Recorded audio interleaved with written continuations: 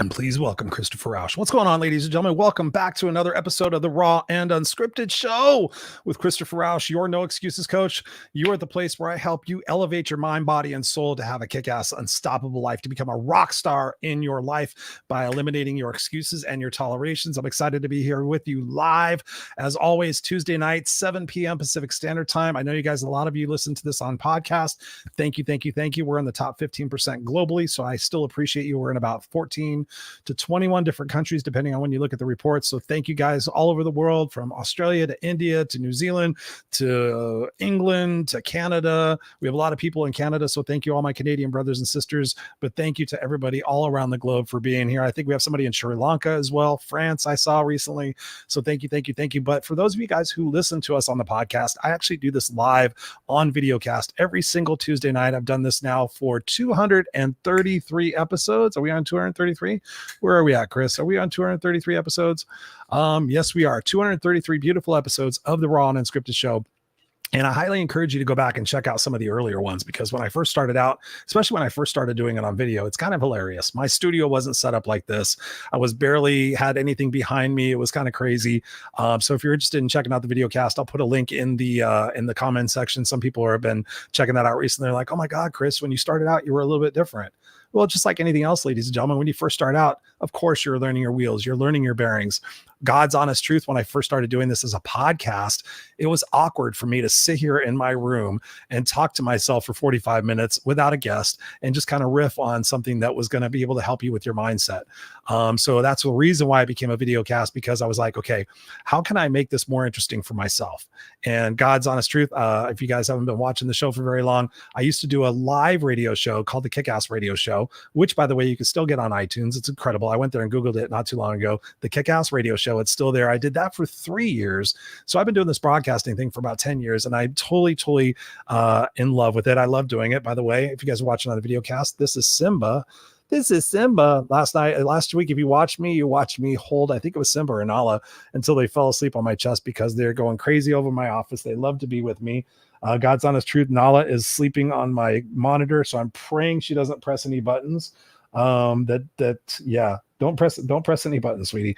So yeah, my two baby kittens. So all of that to say, welcome to the rest of your life. I am excited to be here as always, and I'm excited to introduce my guest here in just a few moments, because we're going to be having a very engaging conversation about what it is that we can do to elevate our lives, what we can do to get out of our own way, irregardless of the experiences that we've had in the past.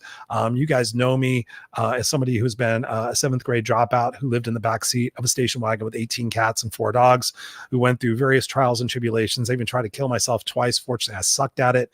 But now I stand before you today, or actually I sit before you today.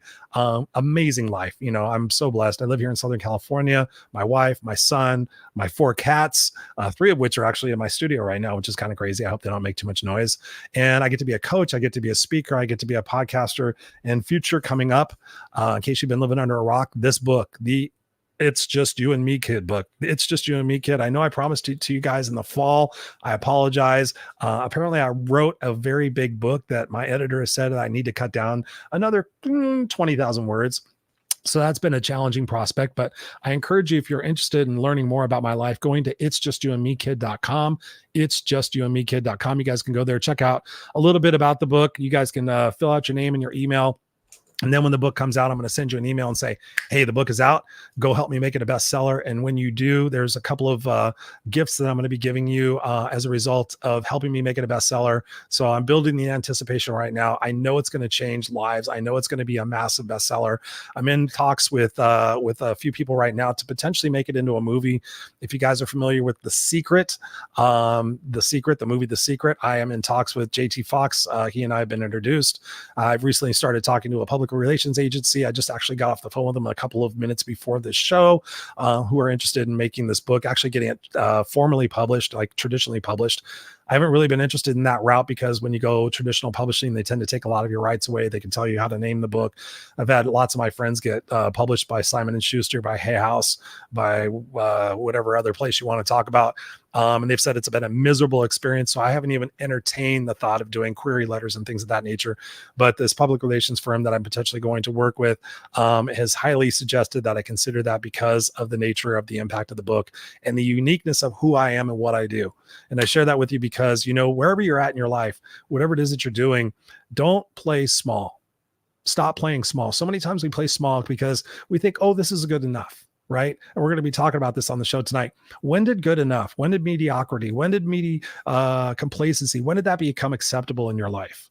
My friend Debbie Bettendorf is right here. She says, I am so excited to get your book. Thank you. Debbie and I had the pleasure of meeting in person over the summer. We got to have accompany us a guy named Bob Donnell. And Bob Donnell said something that really kind of changed my perspective on things years ago when I got to speak on stage with him. He says, when it becomes acceptable, it becomes inevitable. Let me say that again. When it becomes acceptable, it becomes inevitable.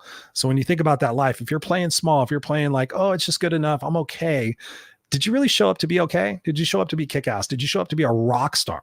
That's what I teach you how to become. I teach you how to become a rock star in your life, to own it by eliminating your excuses, by eliminating your tolerations, and by having cute people in your life that just make you shine. So many times we have people that don't make us shine in our life. And guess what? That ebbs and flows into our ability to really think clearly about who it is that we can become. This PR agency scares the shit out of me. It's a huge financial investment, but at the same time, when you think about wanting to play big, you got to go big, and you got to go big, and you have to go big or go home. And so I'm excited about that. Thank you, Debbie, for being with us.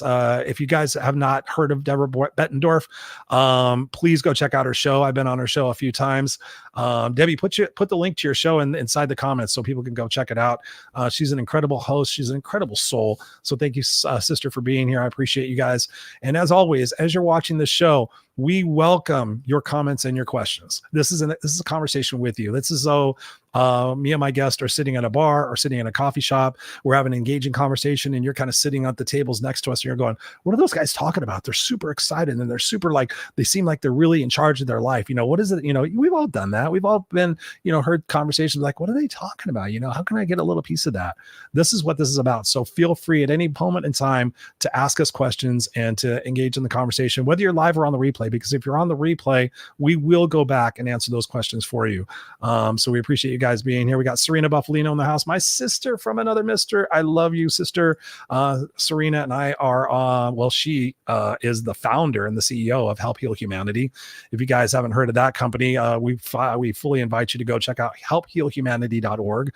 It's an incredible organization that goes out there and changes kids' lives, changes people's lives, whether they're homeless kids or whether they're kids in Haiti. A phenomenal organization. I've been proud to say that I've been on the board of directors now for 3 years. I just recently had my LinkedIn anniversary, which I was not aware of, and I woke up one day to hundreds of messages saying, "Hey, happy anniversary on your work anniversary." I'm like, I don't work anymore. I retired from work, but apparently it was when I posted the fact that I became associated with Help Heal Humanity. So Help Heal Humanity is a sponsor of the show. So I would love and appreciate you guys. If you have a couple of bucks in your pocket, show me some love. Go over there and make a donation. It's all about us taking care of the kids, putting kids through school, and just making a difference in everybody's life. And that's what this is all about. This is all about me showing up every single week to make a difference in your life so that you go make a difference in somebody else's life. And together we can make this world a better place for who we are and what we do. There's no secret that there is a lot of turmoil. There's a lot of chaos. There's a lot of uncertainty in this world right now. And I depend upon you, like you depend upon me, for us to go out there and just be the light. Shine your light and make this world a little bit better place. Stop focusing on the negativity. I've seen a lot of my friends so often, and probably the last couple of weeks, talking about the fact that they think the world's coming to an end. They think it's the Jesus is coming. They think that the world's gonna go blow up. They think all the different countries are all going to blow us up, and it's the end of the world. I personally do not believe that. I don't feel that for a nanosecond. I think that we're going through a growth phase, an opportunity for us all to reflect and say, what can I learn from this experience? What can I do to make my life truly matter and mean something every single day that I get the opportunity to be alive and breathing? So oftentimes we take things for granted. We think we have tomorrow. We think we have the next decade. We think, oh, someday I'll do this and someday I'll do that. But there is no someday.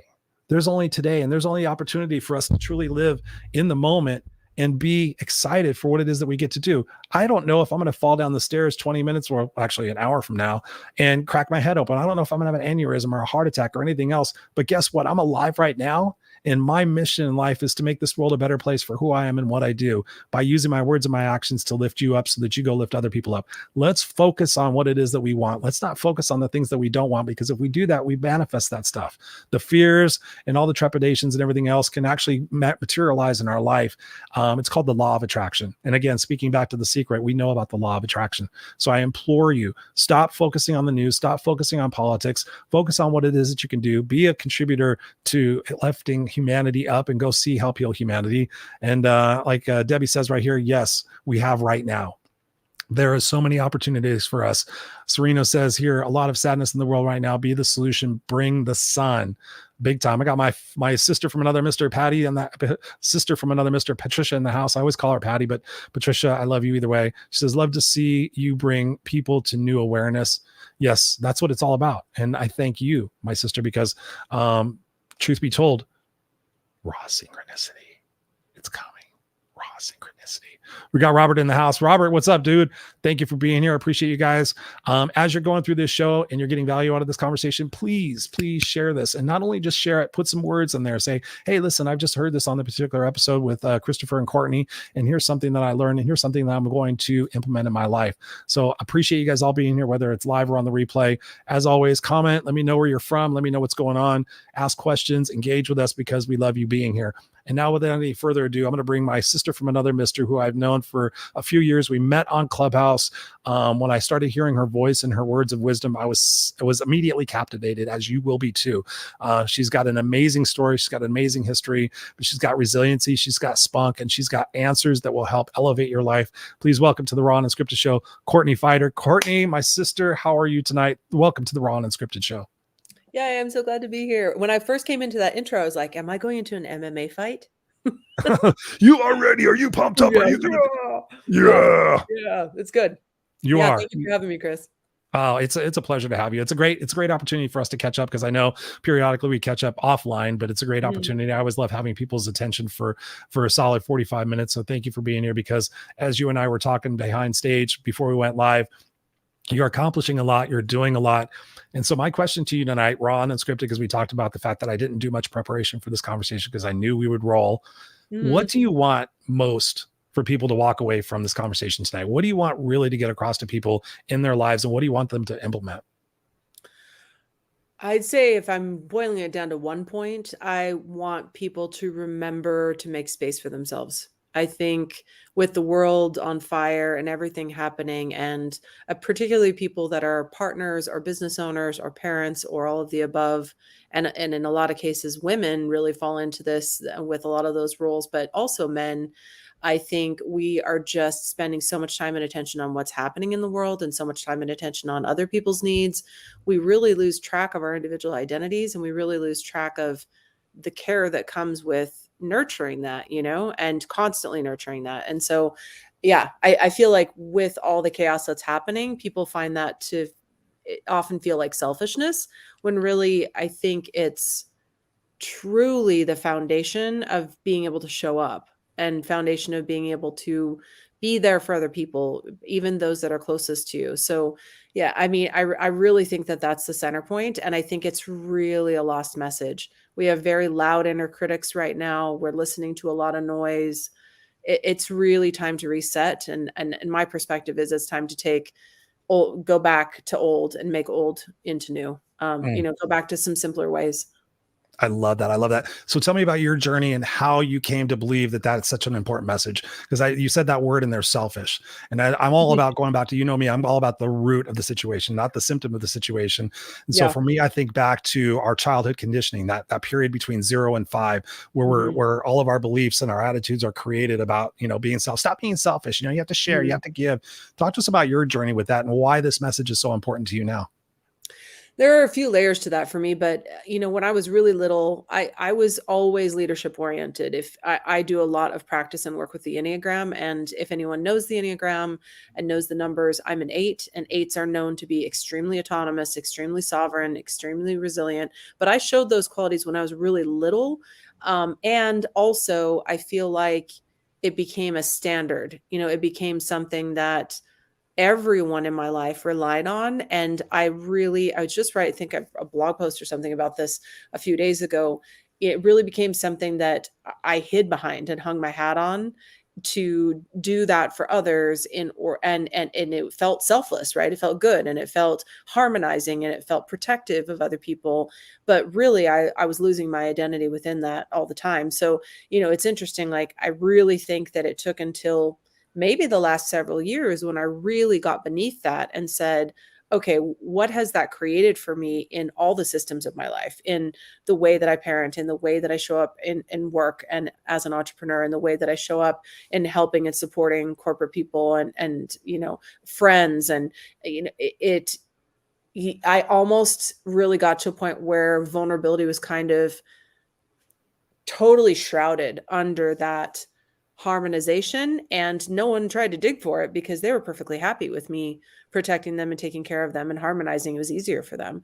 But meanwhile, I wasn't being myself, so I think really this came about for me as a self protection, self resurrection, I guess, element to sort of like find that within myself and say, this is important, this is central, I have to do this. And actually a lot of things have fallen into place since then. Work has gotten almost easy. Like, things just fall in when you get to that place. I think you attract, you were talking about The Secret, like there's that reality around, the people you spend the most time with and the energy you spend the most time with is really the way you show up, whether or Mhm. not you think you are. So I think you and I've had conversations about this in Clubhouse years ago, like that Yeah. idea of your, closest circle and how that reflects on you. And I'm also in the process of trying to help remind people that relationship is everything. It's not just like your partner or your mom or your child. It's like people you interact with on social media. It's everybody. And you really have to curate, where you are and how you are, I think, to be able to protect your energy and reclaim that sacred energy. I love what you talk about, sister. I mean, it's so valid, so important, because so many times we're serving other people in the hopes that we get served back. Like, we think about, Right. oh, if I make this person happy, if I make that person happy, then I can be happy. And I know that's the way I based my success on for so many years. It was like, who do I have to be for this person? Who do I have to be for that person in order Mhm. for them to like me and love me? How do I get the next paycheck? How do I get the next relationship? How do I get the next friend? Who do I need to impress? And the only person that I was impressing were them. And then at the end of the day, I was exhausted and I was depleted. And it wasn't until I realized I wasn't being congruent with who I truly am in my core. And so Right. many people when I made that shift and I sat there and I realized I need to be who I need to be. I Yeah. can't be who you need me to be. And I got so much flack for that. Talk to us about that journey and how we can let go of that idea of the judgment. And, like, oh, I'm so worried about the opinions and judgments of so many other people. I heard it said recently by Grant Cardone, who's not my favorite person in the world, but he was talking about the fact that, in so many years after we're past, how many people are going to really truly remember us? And we're so Yeah. worried about that judgment and that validation from other people, because again, it goes back to that childhood conditioning. Oh, if Courtney does good, then Courtney gets rewarded. If Courtney does Right. bad, then she doesn't get rewarded. Talk to us about that. What that's been like for you, and having to let people go, and how you process that. Yeah, that's a big one for me because it's very multi-layered. Like, there were periods in my life, even decades ago now, where I had to let go of whole groups of people because I had formed relationships around a bad pattern. I had formed connections and allowed myself to be in service of a bad pattern. And really, at that point, you're part of the problem, Oh yeah. and so, or the center of the problem, or are the problem. And so I think that when you can acknowledge that and say, I don't like how I'm showing up, I don't recognize who I'm showing up as, and that requires finding your identity, right? Which is a whole nother rabbit hole. So I think, there's a lot of layers to it, but at the simplest layer, I think people can really benefit from stepping back from, like, really examining their relationship with other people's feedback. And the simplest way to do that, I think, is like looking at social media. So if you're in your social media space, wherever that is for you, and you see a post that doesn't get liked or reacted to or shared, or there's some kind of relationship with something you've put out there that feels vulnerable to you and you aren't getting the feedback you're looking for, it's really worth examining kind of that Byron Katie perspective. Like, is it real? Like, what is really going on here? And if someone doesn't return your call, like, more than likely it's to do with something going on with them, not something you did to them. Like, I think there's this recovering people pleaser thing that takes a lot. It's almost like an addiction because you're so accustomed to that dopamine hit that comes with the positive feedback loop. It's really important to step back from that and take a closer look at what's happening for you within that and see if you're being taken care of. Like the comment you just made, that you weren't getting the reciprocity that you needed and you were looking for, you were hoping for, wanting or trying to earn, that's something I have to check myself on every single day. I know that. I think my husband reminded me of that like 2 days ago. It's like, you're giving more than you're getting. And he doesn't mean it in a selfish way, but he's got a very healthy sense of self-preservation. Whereas I have less of that. And that sounds like it might be good, but it's not, I think there's a lot to be said for knowing where to draw those boundaries and where to hold the line, and then being bold enough to, evict some people. Like, it's really important to curate all the time. And I think it's really important to remember and recognize that relationship indefinite just because it was good at one point. You see that with things like intimate relationships, like divorce and things. But I think we forget that like business relationships and friends, they have seasons too. And they might come and go. Like sometimes it comes back and that's okay. But I really believe that if you speak in your integrity, and you don't even really have to speak up about the disconnection. You can just actually choose to have a smaller audience in a certain place, or you can choose to, I've chosen to, other than situations like this where I'm going into somebody else's platform, I've chosen to really step back from video and really be almost all audio only, because I'm trying to soothe nervous systems, and I'm trying to soothe my own nervous system and preserve my energy. And it's turning into a really, really awesome feedback loop. So I think often when we take care of ourselves, what we put back out is really what people need without us trying to please them. When we try to please them, it can be cloying, it can be too much, it can be unasked for or uninvited help we're trying to offer. Like, often it doesn't work. So we're really more in the feedback loop of reciprocity and care if we're just being who we are, and then letting the people that respond to us organically be our audience. Like, we have the whole world, we have the whole globe to reach. We just need to put awareness out about where we're operating from purely, be in our creativity, be in our lane, be in our flow. Like, there's a lot to be said for just like easing into it and just letting it happen. I can't agree with you more. I'm going to be talking to you for like 3 hours on the show. So many things you said there to unpack. There was the thing I really want to hone in on is the fact that when you get congruent with who you truly are, your vibe attracts your tribe. I mean, that's a cliche, but it's so, so true. Like when I was a suit and tie speaker, I was attracting a lot of people. I was very famous. I was very well paid, and I was on a trajectory to become on the circuit, if you will, with the Mark Victor Hansons and everybody else. But it wasn't until one time I came off stage, we're in the suit and tie, and I looked around the speaker's room and I'm like, we're basically all saying the same thing. We've all got the little hand clasp. This is ridiculous. I'm a biker. I'm a rocker. I feel uncomfortable in this thing. I'm attracting people because they think that I'm being a version of myself that I'm truly not who I am. What would it be like if I actually just was myself? And that scared the shit out of me, because I thought, if I'm just going to be a rocker and a biker and a smart ass and swear, there's nobody going to show up and see me. Right. I have to fit into this cookie cutter idea of what a professional speaker is. And that's when I joined a mastermind, where I met Patty at. And I sat there and I talked to these people. I'm like, I just want to be me. And I said, I just want to disrupt the speaking industry. I just want to totally be me. And they said, do it. That's what's needed right now. We need people like you to go out there and be who you are, because so many times we cater ourselves to be everybody else for them, for that validation, like you were saying before. But the thing I want to hone in on, is you said it a few times, is boundaries. Right. And I talk to people, my coaching clients, my big thing is tolerations. Like when you sit there and you stand back of what it is that you're tolerating from yourself, from other people, and from inanimate objects. I was just working with somebody recently. We're doing a kind of a as you go coaching thing. And she said, Chris, that's been one of the most powerful things that I've ever done in my life, is to really sit and look at what I'm tolerating. Because when you sit back at it, and I encourage people to do this, when you look at what you're tolerating from yourself, from other people, and from inanimate objects, and you think, okay, what are the big 3 that I can cut? Or what's like 1/3 of the small ones that I can cut? What would that bring me? What freedom would that bring me to no longer put myself in a situation where I feel like I'm being taken advantage of, or I'm being overextended or something like that? Talk to us about boundaries, and talk to us maybe about a particular episode in your life where you didn't have boundaries and now you went through this situation. Maybe it was a low point in your life. What caused you to create boundaries, and what recommendations do you have for people to create their own boundaries? Because I believe that when we get serious about that and we draw those lines, that some amazing things can happen. Like you said, that we can attract the right people in our life. Talk to us a little bit about that. Well, I think the conclusion I came to is that we have a finite amount of energy, right? And you have to make space if you want to put something new in. And I'm someone who's always thinking something new. I'm very high energy in lots of ways in terms of my output, but I'm not actually super extroverted. I have a kind of an extroverted communication style, but I'm not very extroverted. So I really need time to restore. And for a long time, I thought I was the opposite. So, and I didn't realize that's a neurological thing. Like the way you're wired is the way you're wired. And when you don't take care of that and you don't live in your behavioral reality, whoever you are, not even like the image you have of yourself, but let's get like really nitty gritty, because that's my core work, is like working as a behaviorist and understanding people through the Enneagram.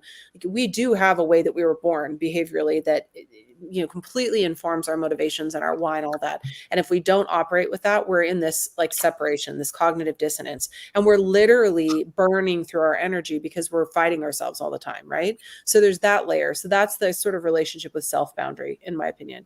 And then the relationship with others boundary, there's a lot of examples. Like there are a lot that are very individual and very specific and kind of like individual big situations over time. But one really clear one I can offer that just happened this last summer. I was creating a digital platform.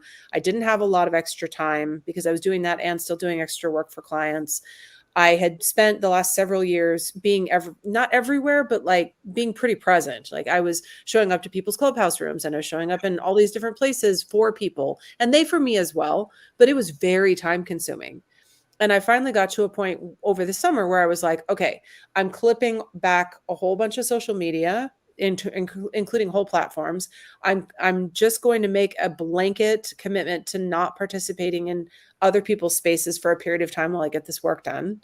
And I'm going to really limit how much participation I put out there, and only limit it to a few places. And the biggest thing I did, I cut back my Instagram audience from like, I don't know how many I was following, a couple thousand to 35 people. Wow. And so I still have a list of people I go visit that I care about, but I only have people in that I'm either directly working with, or I get like some kind of inspiration or energy from to do my own posts. Just that alone, narrowing down my feed, has changed my whole experience, because it's so much less noise. And then when I'm going out and looking at your profile, for instance, I'm doing it with intention. Like I'm there on purpose. I'm there sharing things. I'm there very intentionally. So I got really clear about my clarity, my intentionality, and my discipline in order to get that project done, because I had a window.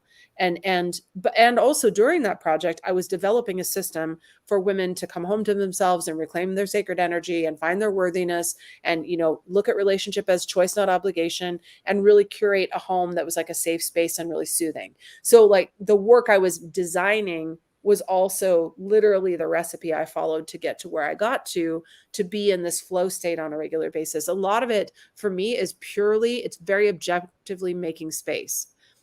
And I had to go out to certain people and say, I'm not going to be in these spaces, and here's why, but I need you to, I want you to understand. And they were quite understanding for the most part. And those who weren't, like, probably aren't going to be all that present Exactly. in my life going forward. And that's fine. Maybe they'll be consumers of my content. That's okay. Maybe they won't be. But I just got a really good sense of that. And I got a really good anchor around very consciously letting business come in and work come in, and the right places for me to be come in, and not chasing as much. Like that sounds kind of counterintuitive, because I've always been an earner. I've always been a scrapper. I've made my own money since I was 10 years old.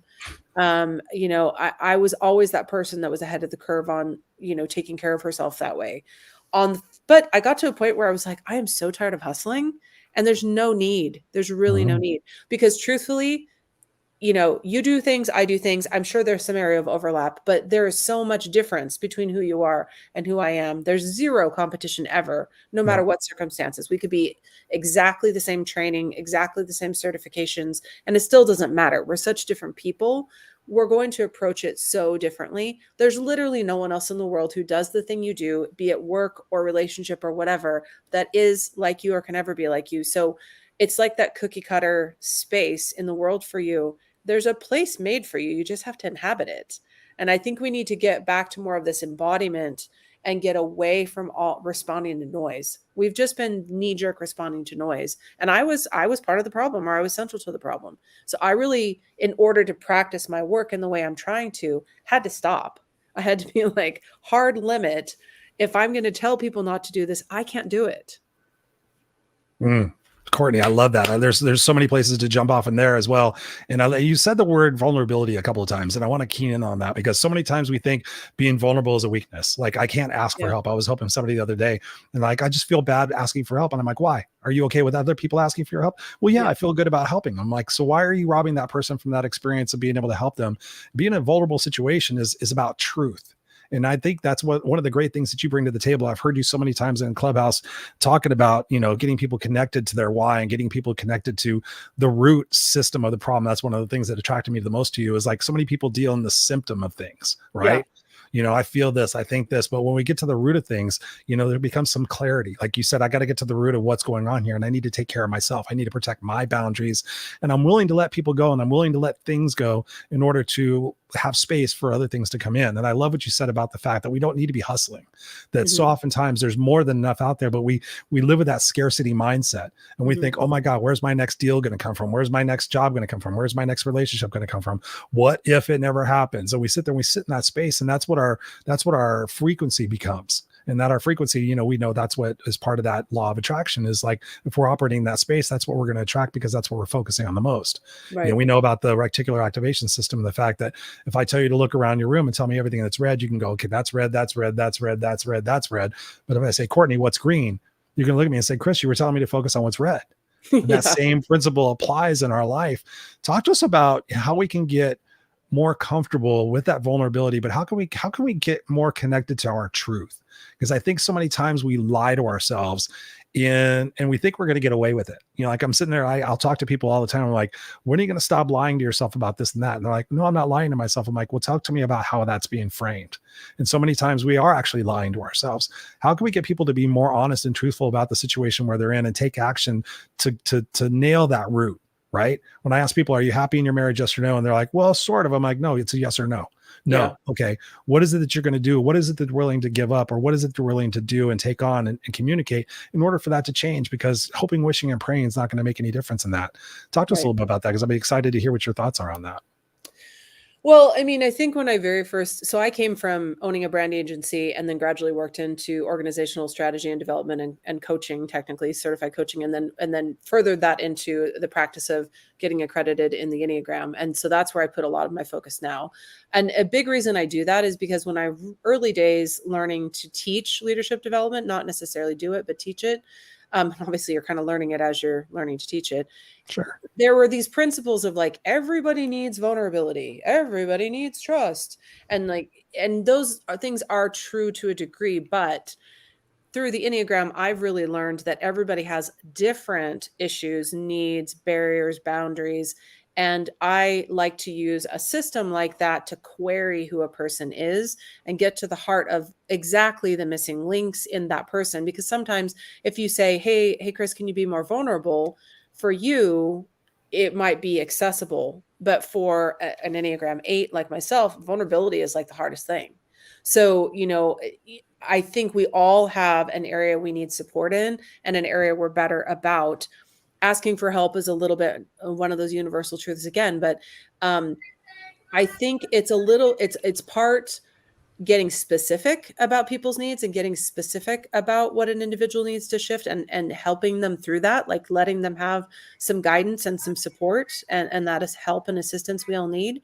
And part of it is being able to utilize the new principles in the right way. For instance, vulnerability can stereotypically be looked at as weakness, and that's an issue. On the flip side, I've seen a lot of people really leverage vulnerability for a selfish outcome and use it as collateral in a way that's not healthy, because they're trying to say, I'm falling apart, you need to help me, instead of vulnerably saying, I need you, do you have space for this?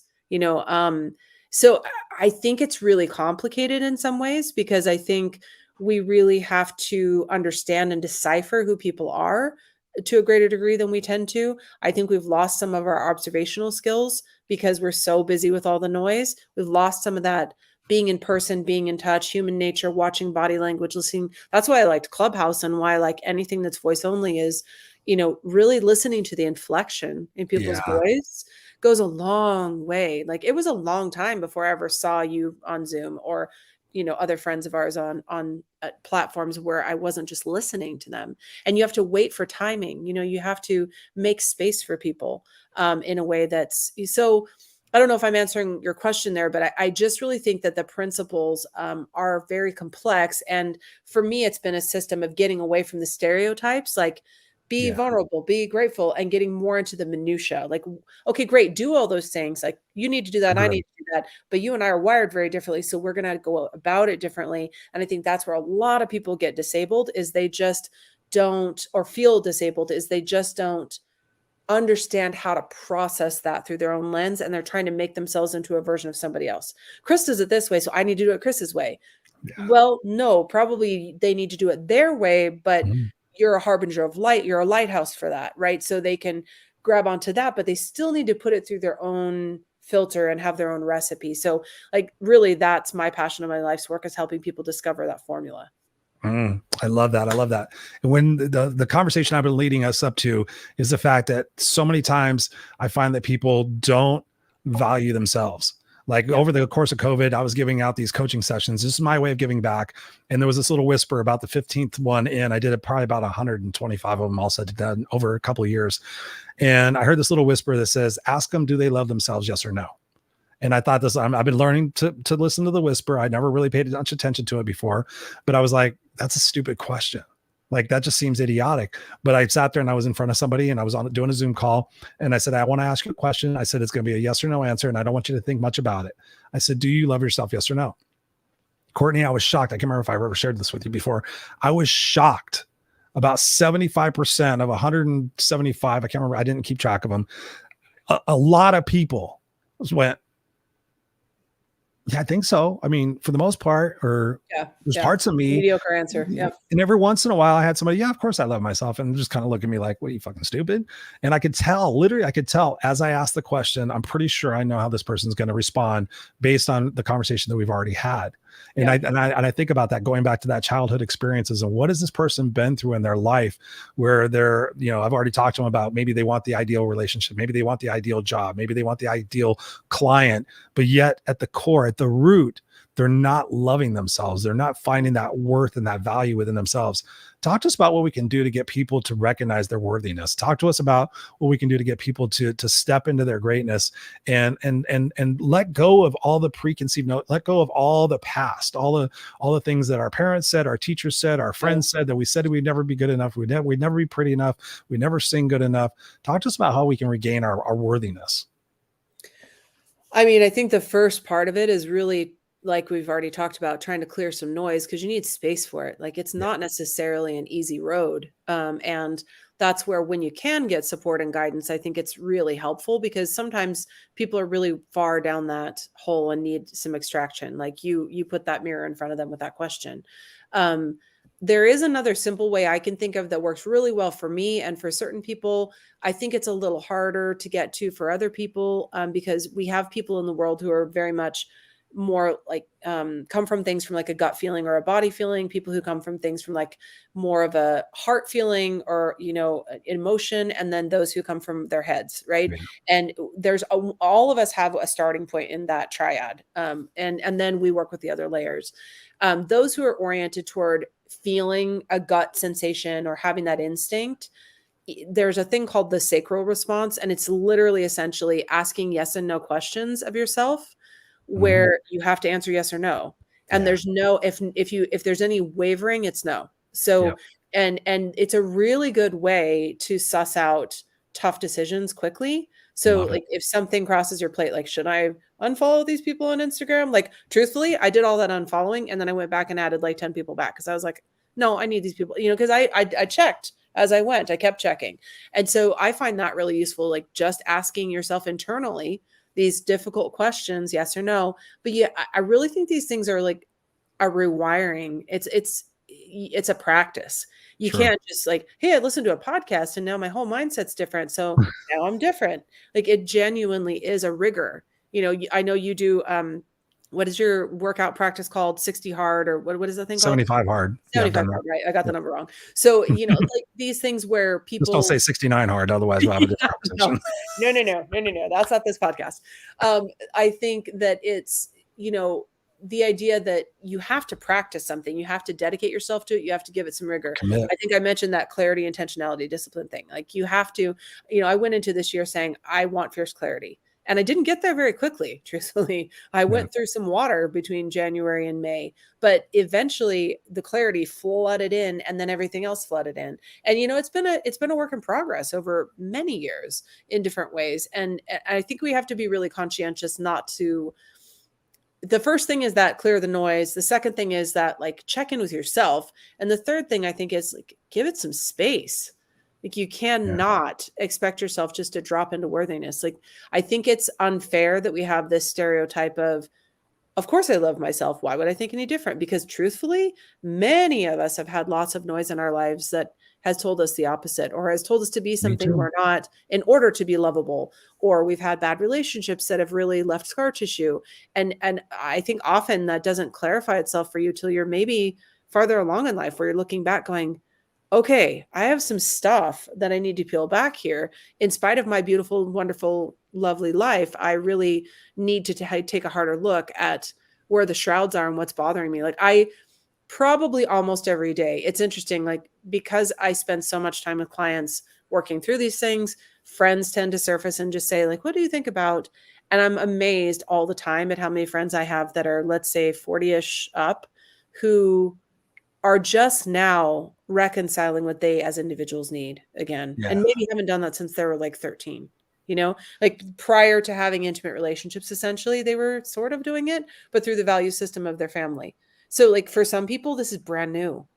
And then I think about also the spectrum of experiences people have. And when people haven't gone through hard things, like you absolutely have, when people haven't gone through these sort of traumas and these trials and really lived to tell the tale, it's not the most amazing things can knock them down, and it's terrifying because they've never had anything like that happen. And all of a sudden it comes out of the blue at 45 or something. And they're like, what is happening? And so, I mean, in part, I feel very fortunate for my life experiences because I earned my way up the ladder, and there's not a lot that could cross my plate that I don't have some sort of road through. But again, the end point of that is still like, I think you have to constantly check in on your worthiness. You have to always be looking at it. Like, you'll get there, you'll feel it more in a more anchored way, but you need people to remind you. You need people around you to show you love. You need people to ask, for help from. I mean, that was really how I had the breakthrough in the work that I was doing this year. Was I really bombed at it really between January and March. I think I said that to you in the backstage time. Oh yeah. There was and I was on, like, I don't even know how many versions in. It was like 3 years that I've been pulling on this one project. And the breakthrough was honestly me listening really hard to a friend who was in total crisis, and her situation was falling apart, mostly related to work, but it was causing her like bodily stress and physical ailments and like all these things. I was really listening. And then I turned it back and was like, I need you to help me figure this out, because she was in the moment of the people I was trying to help. Right. And then I recruited, essentially 11 other women from around the world. And this group of women came together and like test drove the thing with me bit by bit. But I had to really put down my ego and put down any sense of pride, any sense of this should be perfect or complete before I hand it to them, because it was literally being built as they were assessing, and they weren't easy on me, and it was perfect. And at the end of it, that same friend, who's been my friend for like 27 years, came back to me. She sent me a gift in the mail internationally, just a small thing, and a card that was like, you finally asked for help. And like, she totally called me on it. It was a full circle moment. It was very beautiful. Like, I mean, I literally have every bit of training to know better, and I Right. still screw this up. You can't see the picture when you're in the frame, right? Yeah, I mean, Yep. you can somewhat, but you got to keep having other people help you look at the picture. You've got to put a mirror up to the picture. You've got to, you've got to look at it at all on all the angles, I think. Yeah. And I think that's something so important. I want to key in what you said, Courtney, is the fact that when we have people in our lives that will be honest with us, we've been talking about honesty, we've been talking about introspection and reevaluating our priorities and our disciplines.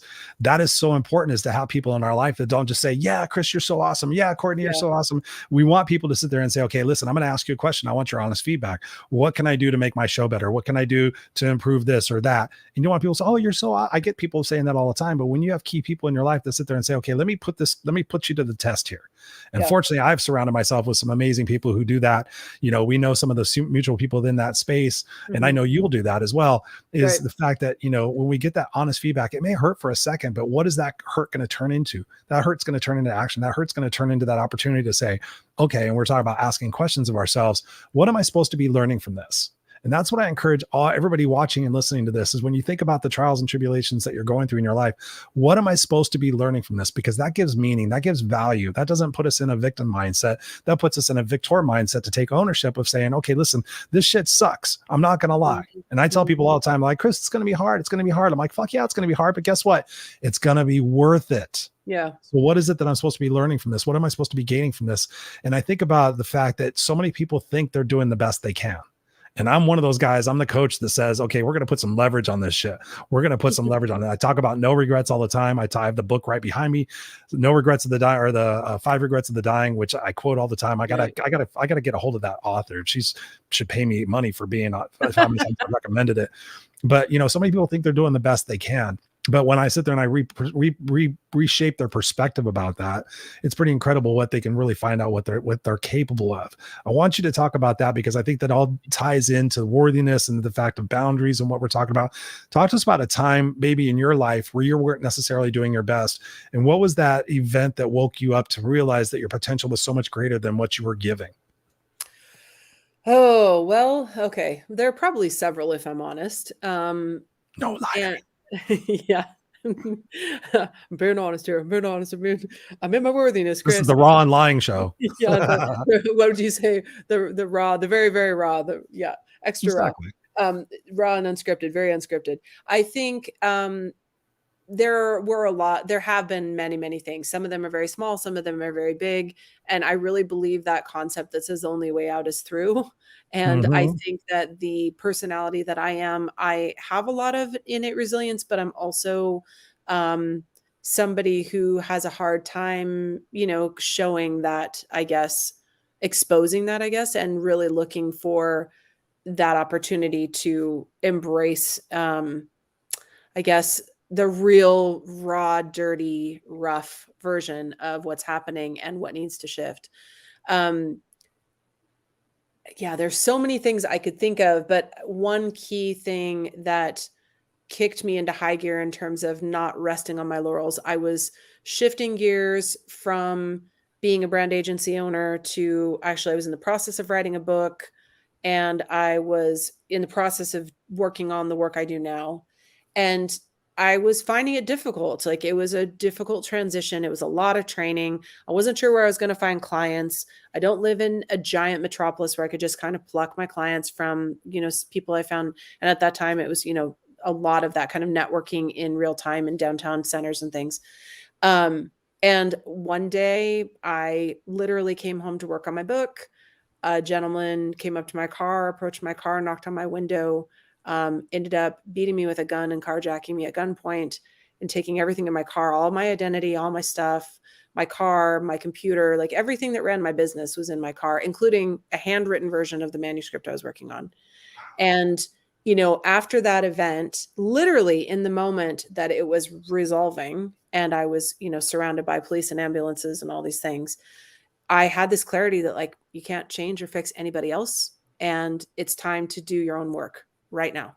And it was a very divine message. There's a whole longer story that I've told in some other places about all the details of that. It was a very spiritual, ancestral experience. I had definitely some guides talking to me during that, giving me instruction about what to do and how to fight back and who to be in that moment.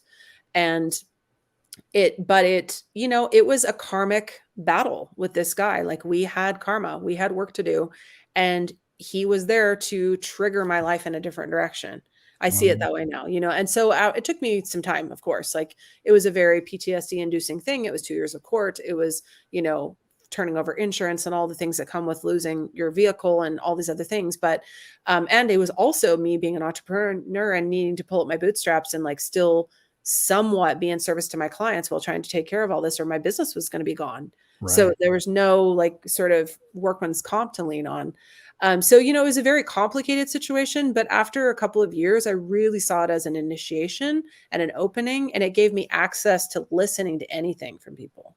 And it gave me access to, really drawing the boundary of like, do not offer unsolicited advice. Do not offer to help when no one's asking. Do not try to fix or change people. Just be present for them and wait for their request. Respond and react.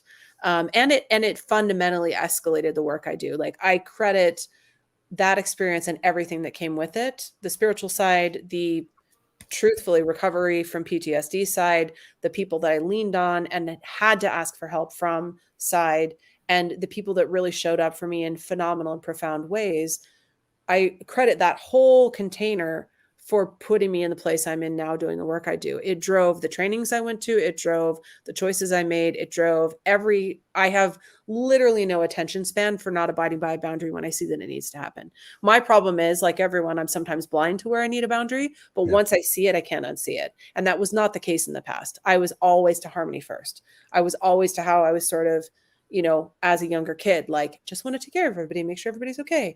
And that was starting to get toxic. I was starting to overmanage my kids in a way I didn't need to. I was starting to overmanage parts of my relationship. I was really not working in the right direction to be a healthier person. So I do really believe that sometimes it's subtle and sometimes it's really freaking jarring. And you just don't know which version you're going to get. But sometimes what you think is going to be the worst, craziest experience of your life turns into the greatest gift. And I do know that biologically, those of us who can feel gratitude in general or joy in general, but particularly for the redemption and the recovery from those experiences, honestly have biologically better chance of living a long life. Like, Mm. we just are happier, more balanced, more physically able people, truthfully. So like, there's something very ancient about that. Like, we need to be more resilient in our bodies. We need to be more resilient with the combination of body, mind, and heart. We need to put all these elements together. This is kind of why I started by saying, I really believe old is new. I think we need to take a rewind back to some old True. practices and be a little bit more steady in our way of being in some very simple, clear ways, and then let that inform our conversations and our patience and our growth. But also just to like really, in that same scenario, the detective in charge of that situation brought me that notebook after a couple of days when they found my car. My car was in impound much longer than that, but he knew that was critical to me and it couldn't be duplicated, and he delivered it to my doorstep. Angel. And then 1 year from the date of my attack, my book published showed up on my doorstep. That was the mailing date, not planned. So Dude. like, and again, honestly, my book is not my favorite thing. Like, I'll write another one at some point, and I'll write one that I'm really, really happy with. One like yours, how you're happy with yours. And also, there was a birthing process. There was a full circle. There was me trusting other people to take care of me, and me letting the process happen, and me letting people show up for me in court. None of that would have been me prior to that. So, that's an extreme example, but I think it's a good illustration of the complexity of these shifts sometimes. Sometimes it takes all of those tiny elements. Dude. Courtney Feider, everybody, ladies and gentlemen. I want to have you back on the show. It's been long overdue. I'm going to send you a link so we can get you back on the show. There's so many different places we can go. I love talking to you. I believe that, and I know our conversation tonight will help so many people, whether they're watching live or listening on the podcast. Where can people get a hold of you and continue the conversation and find out more about the wild humans and everything else? They can visit the site, which is thesewildhumans.com. There's a lot going on there and building. It's brand new, building and developing. So a lot will be happening in the next few weeks and months. I'm also offering free Enneagram workshops on LinkedIn. So my next one is this Thursday, but I'll be doing that once a month on LinkedIn. And this is a sneaky special, reveal that I haven't offered anywhere yet, because I was going to do it tomorrow online. I am going to, for those that participate in those workshops, and they're free, offer some very special, like exclusive discounts and things like that to some of the products in Wild Humans, so that hopefully it can be as accessible as possible. So LinkedIn's a great spot. And if they're connected with you, you're connected with me, and we share a lot of things. So I'm sure they'll find me. Just my first and last name is my / after LinkedIn /in, I guess. And then thesewildhumans.com. Those are probably the best places. They can also get a hold of you from CourtneyFeider.com as well. That's where everything is at. They can. And also Instagram. My Instagrams are really, really easy, at Courtney Feider, and at These Wild Humans. So the trickiest thing with my name is just spelling it right, because it's German and it sounds like the E and the I should be reversed. So these spell it for everybody who's listening. Yeah. Oh, that's a good idea. So my name is spelled Courtney, and the last name is F like Frank, EID like dog, ER. So yeah, you can find me there. I'm pretty easy. If you get it spelled right, if you Google, you can find all kinds of ways to reach me. 100%. Courtney, this has been an awesome conversation with you, my dear. I appreciate you so much. And everybody, just please connect with her. I mean, obviously the gift of the conversation tonight in so many different aspects, there's probably so many different bullet points here that people can just, if you guys just take one of them and go expand on it in your own particular life, it's incredible what you can accomplish. But please go follow and connect with Courtney. Her offer is amazing. I can vouch for 1,000%. I've been friends with her for at least 3 or 4 years now. We've shared many clubhouse rooms and many conversations, and we've helped a lot of people together. So I just think the world of you, and I appreciate you, my dear. We've had so many different people a comment tonight, and Lancelot says here, very relatable, Courtney. There's been so many great conversations or great comments tonight that I've highlighted here as well. I'm going to place you backstage, my sister. Don't go anywhere, because I still want to have a little chat with you, but I'm just going to close out the show. But thank you for being here. Thank you for having me, Chris. I'll come back anytime. You are welcome. Ladies and gentlemen, boys and girls, we have had so many beautiful people in here. We've had Debbie in the house. We've had Serena in the house. We've had Patty in the house. We've had Robert in the house. We've had Lancelot in the house. Said, nailed it, brother. Hi, by the way. Hello. Thank you for being here. We got Lynn Serrano in the house. Thank you, my big sister from another mister. Appreciate you. Got Jordan Thomas in the house. Thank you so much for being here. Mark Cox. What's going on, Mark? Follow Mark. He's a great guy. I was recently on his show. Genuine individual, a game changer. So go definitely check out Mark Cox. If you guys go to the Raw and Unscripted show, he's actually going to be an upcoming guest. Appreciate that. We got Almadar in the house. I think I'm going to be on their show this Thursday, I think at 3 or 4 p.m. in the afternoon. We got Believe in Yourself. What's up? Says thank you both. Hey, thank you. I think that's still Robert Broker, but he's coming to us from YouTube. So the thing I want to stress upon you tonight is the fact that what we've offered you are opportunities for you to change your perspective. Right? We're not asking you to have major shifts in your perspective. We're asking you just to change it just a little bit. What kind of boundaries can I draw? What things can I let go of? Who can I let go of?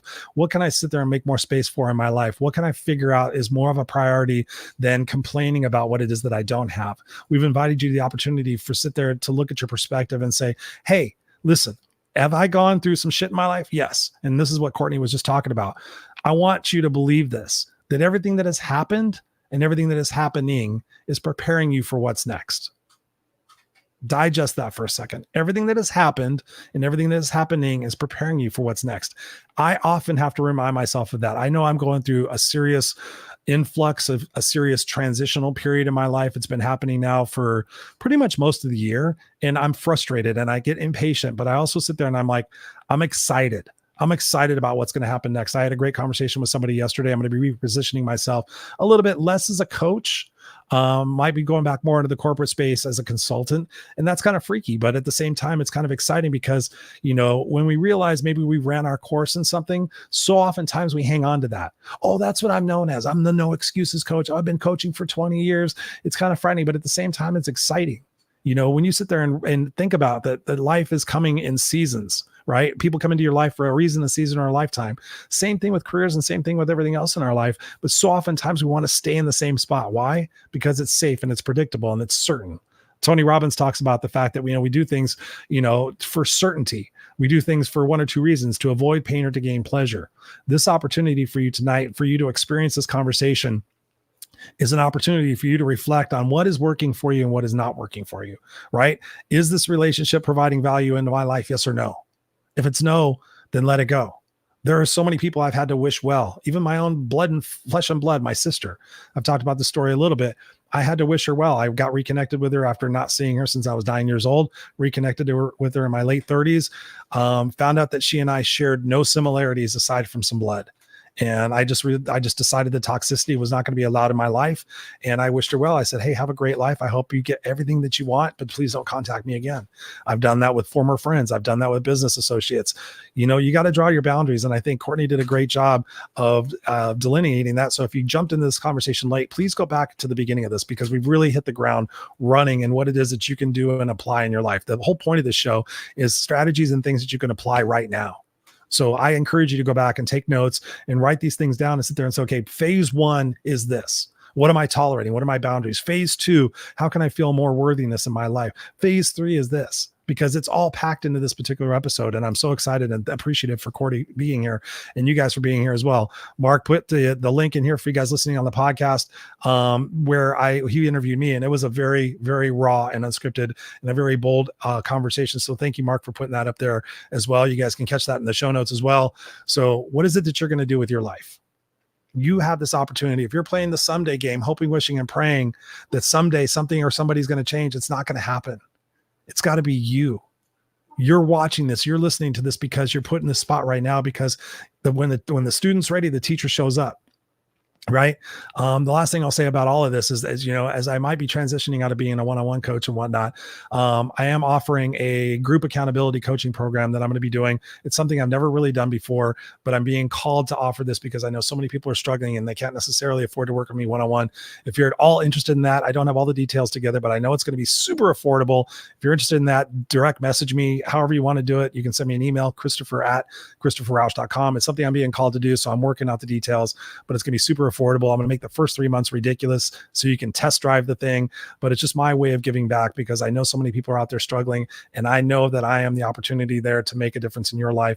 So if that speaks to you, great. If not, no worries, no harm, no foul. I do this show because I'm here to provide value. It's been 233 episodes. I guarantee you, and I won't say that very often, I'll guarantee you, you go back and watch each one of the episodes, there's one thing you can take out of that. So when you think there's 365 days in a year and there's 233 episodes, just think of what you can apply in your life. Maybe in the next 6 months to 3 years, you can totally transform your life based on the free content that's here. So it's up to you. It's up to you whether or not you've reached your pain point. Ask yourself, when am I going to have had enough? When am I going to have had enough? So I thank you guys all for being here live or on the replay. Again, if you got into the show halfway through, go back and watch the beginning of it because it's been pure fire. Please connect with Courtney. As again, we mentioned that before, CourtneyFeider.com. You guys can go Google her and everything, and you can find out more information about her. I love you guys. I want to be back next week. You're always asking me who's going to be next. I think, who do we have next week? We have so many. We're booked up and through April, guys. We're up and through April. Oh, we got Jen Grosso next weekend. Jen is another phenomenal superstar. It's going to be another fire conversation. I guarantee you that. Our pre-interview, we went on for like an hour, and I'm like, we should have just recorded this. So be back here again next week, Tuesday night, 7 p.m. Pacific Standard Time. Put it on your calendar. Join me live. Bring your questions. Bring your engagement. If there's anything I can do for you guys, as always, go check me out. NoExcusesCoach.com. Got plenty of programs and things there to offer you. I love you guys. Go out there and be the change that you bitch about, and go out there and live a great life. And I love you guys. We'll see you here next week. Cheers.